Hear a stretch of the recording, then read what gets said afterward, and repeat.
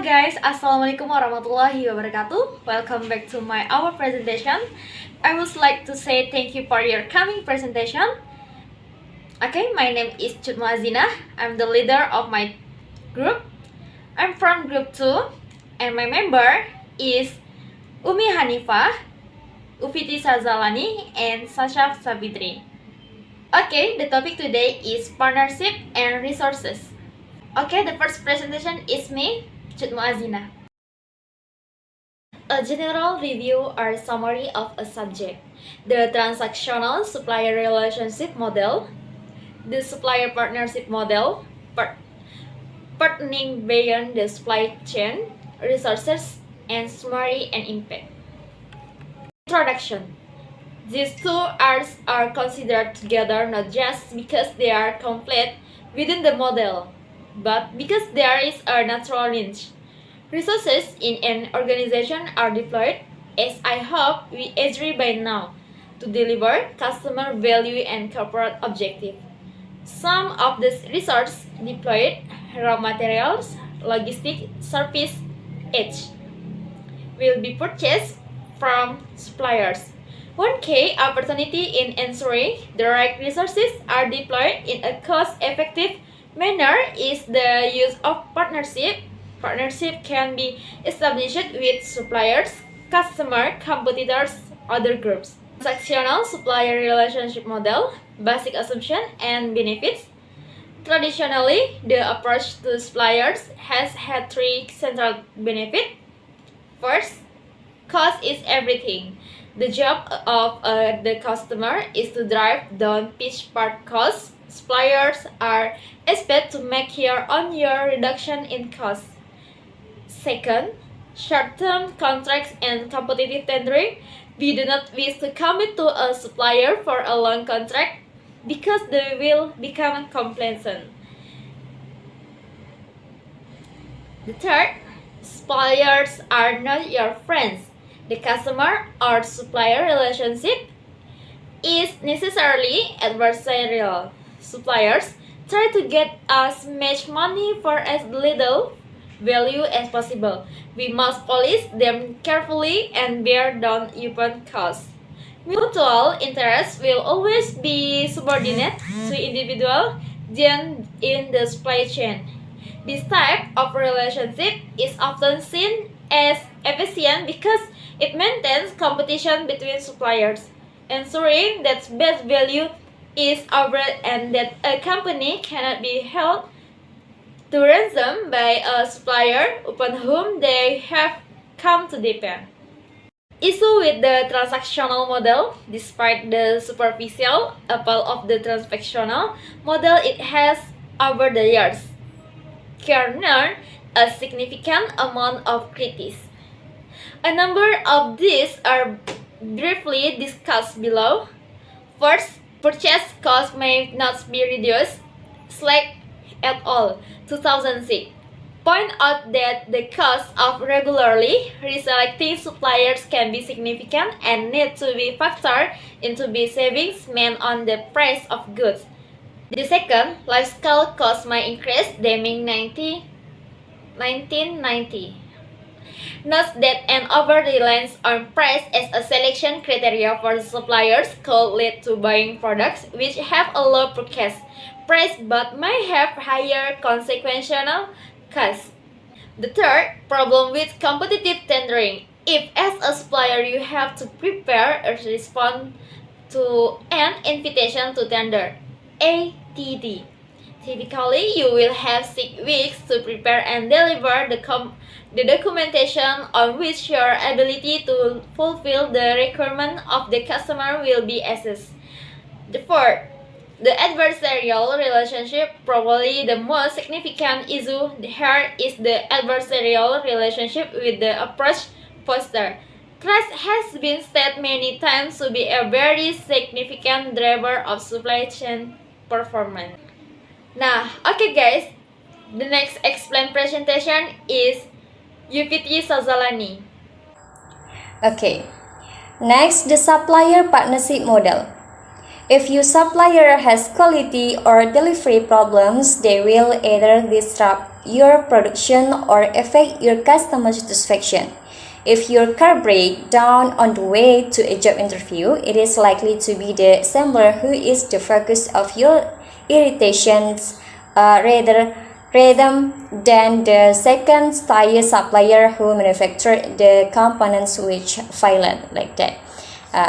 The characteristics of a partnership are suggested below. Benefits from Slackett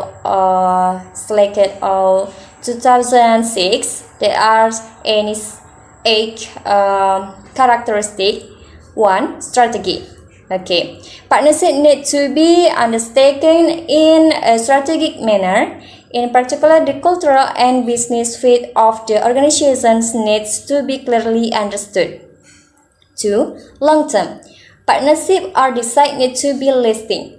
The effort that goes into building up strong relationships is only reaped over time. Decisions need to be made with long-term benefits in mind, rather than short-term ones. The security of the long-term partnership frees up much effort which would have usually gone into looking for the next business opportunity to be focused on improving process and products. 3. Collaborative. They are voluntary and focus on working together. Contracts are either not required or minimal. The focus is on seeing the supply chain as a whole that delivering customer values by working together. And 4. Trust-based. The most important element, assumptions are that all parties will work for mutual benefit rather than trying to take advantage at the expense of other partners. 5. Transparent. This is help to build trust. Sharing information allows the partnership to work more effectively. The principle is to share as much as possible, as early as possible to support effective joint decision making, like that. And 6. Gain sharing. Part of the collaborative nature of the relationship is to share gains, no matter where they are made. This facilitates the effective segment of resources to whenever in the partnership they can do most good, rather than where they will happen individual partners. 7. Joint problem solving and learning.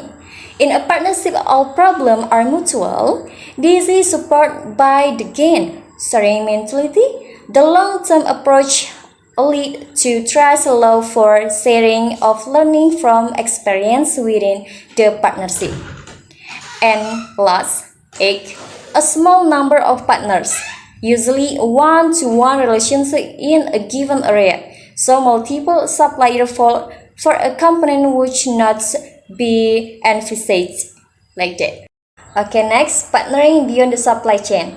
Globally, partnering in the supply chain is a relatively obvious thing to do. The commonality of interest is clear despite being obscured by inappropriate practice such as competitive tendering for many years. This is, however, only part of the partnering story. Organizations are partnering with educational establishments, community groups, and other organizations from outside their supply chain.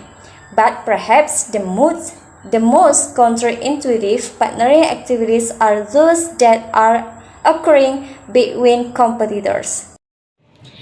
Okay guys, the next presentation is Reza Shafitri. Benefits of partnerships. The benefits of partnering are really the polar opposites of the problems with the traditional approach. The partnering approach allows for constancy of purpose, fostering collaboration, systemic thinking, and joint supply chain improvement to deliver sustainable customer value.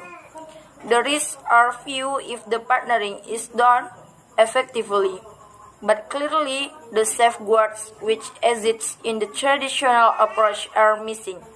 If the will to partner does not exist, then all partners are exposed to much more risks. But, of course, that is the more reason for everyone involved to make it work. Resources. Organizations need to use resources effectively. There is a need to control the financial resources used. In this section, we have seen how a partnership approach makes for more effective use of the resources associated with the supply chain. Further links to ideas on cost of quality, process improvement, and strategic approaches to customer satisfaction are the ways in which resource utilization can be optimized in a given company. It is the purpose to add more detail in this section to supplement those contained in other sections. Okay, the next presentation is Yumi Hanifa. Resources. Definition. A resources is sources of supply which benefit product.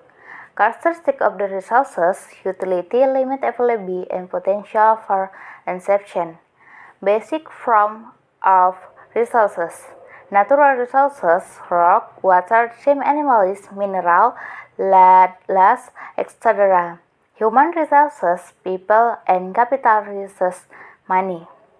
General form of resources: process and transport from raw material natural states as keep on the close people, material, energy, motivation, technology, operational capital, property, etc. Okay, next, resources management. Resources management is the process of planning, allocating, deploying, directing, using, coordination, and control the organization or institute financial, human ability, information technology, machinery, physical, etc. resources at the stability goals of the organization or institute available efficiently and effectively. The aspect of resources management for a institute or organization: physical resource management, human resource management, financial resource management, motivation resource management, property resource management. Three types of resource management practice: traditional, integral or local resource management, modern contemporary global resource management. Okay, I think that's all. Thank you for your coming by our presentation. And wassalamualaikum warahmatullahi wabarakatuh. Bye bye.